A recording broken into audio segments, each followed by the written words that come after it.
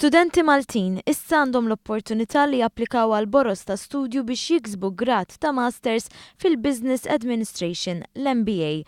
Dan hekk kif l-American University of Malta żiedet dan il-kors mal-10 Boroż ta' studju li diġa qed toffri fil-qasam tal-Bachelor of Science in Accounting, Business u Game Development.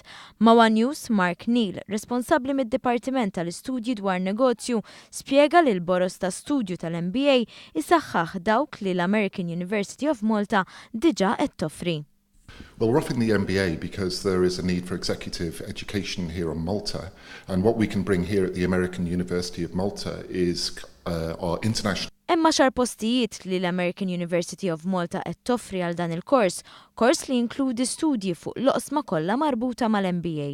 It includes all of the areas. We have marketing management, we have organisation studies, we have accounting, we have entrepreneurship, we have small businesses, we have family businesses.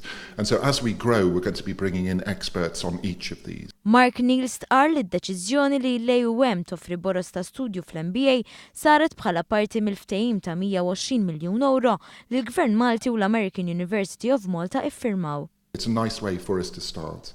And it shows that we have a very strong relationship between the government and also us. The Prime Minister's office has been great in dealing with this and helping us with these scholarships. So we're very pleased about it. Neal esprima s-sodisfazzjon tiegħu li kemm il-Boroż ta' studju kif ukoll il-korsijiet li l-Università qed tagħmel ġibdu l-attenzjoni kemm tal-istudenti barranin u Maltin. At the moment we're at the stage where we have multiple applications from many different countries. We've been very pleased with that. They're coming through and we're dealing with them. Some of the applications have been quite late, and so we can't actually give you numbers on this, but all of the programs that we are offering actually are going ahead. We will have classes, and so everything's going to be starting in September.